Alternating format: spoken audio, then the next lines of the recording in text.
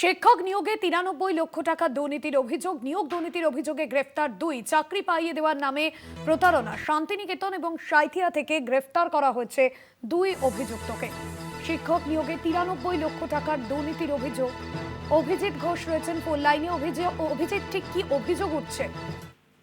দেখো, এই মুহূর্তে যে অভিযোগে বড়োয়া থানার পুলিশ তাদেরকে গ্রেফতার করেছে, যে কৌশিক ঘোষ এবং আরো একজন ব্যক্তিকে, যাকে মিহির সাহা, যাকে গ্রেফতার করেছে, তাদের বিরুদ্ধে অভিযোগ হচ্ছে যে বড়োয়া থানার শাহরা গ্রামের শুভ্রজিৎ মণ্ডল নামের এক যুবক এই মাস 2025 সালের 16 জুন অভিযোগ দায়ের করে যে 6 জনের এগেনস্টে তারা 93,40,000 টাকা নেয় শিক্ষকতার চাকরি পাইয়ে দেওয়ার নামে। দেখো, যে এই কৌশিক ঘোষকে কিন্তু এর আগেও 2023 সালে কিন্তু সিবিআই গ্রেপ্তার করেছিল এই শিক্ষক দুর্নীতি মামলার কারণেই। এছাড়া ইডিও তাকে কিন্তু গ্রেপ্তার করেছিল। প্রায় 1.5 বছরের বেশি সময় সে কিন্তু জেলে ছিল। তারপর সে জামিনে মুক্ত হয়ে সে কিন্তু গা ঢাকা দিয়েছিল। কিন্তু তার আগে তার কাছ থেকে যে এই বড়োয়া থানার যে শুভ্রজিৎ মণ্ডল, সে কিন্তু অভিযোগ করে যে তাদের কাছ থেকে মোট 6 জনের চাকরি পাইয়ে দেওয়ার নামে শুভজিৎ, তার আত্মীয় এবং তার বন্ধু, মোট 6 জনের নামে 6 জনের কাছ থেকে 93,40,000 টাকা নিয়েছে শিক্ষকতা করে দেওয়ার নামে।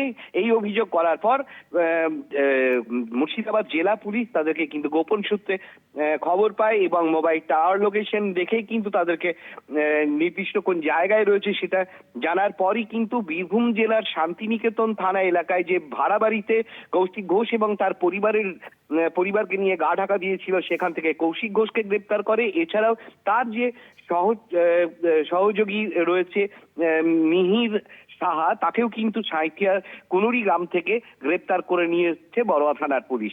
তাদেরকে জিজ্ঞাসাবাদ চালানোর পাশাপাশি কিন্তু আগামীকালকে তাদেরকে কান্দি মহকুমা আদালতে তোলা হবে। পুলিশের পক্ষ থেকে জেলা পুলিশ যেটা জানাচ্ছে, তাদেরকে কিন্তু রিমান্ডে নিয়ে এসে আবারও জিজ্ঞাসাবাদ করা হবে। দেখো, যে সরকার পরিবর্তনের পর এই প্রথম যে শিক্ষক নিয়োগ দুর্নীতি কাণ্ডে এই গ্রেপ্তার হয়তো এরা যে প্রথম হলো। তবে এই মুহূর্তে কিন্তু কৌশিক ঘোষ এবং তার যে সহযোগী রয়েছে তাদেরকে কিন্তু জিজ্ঞাসাবাদ চালাচ্ছে বড়োয়া থানার পুলিশ। একদমই, ধন্যবাদ তোমায়।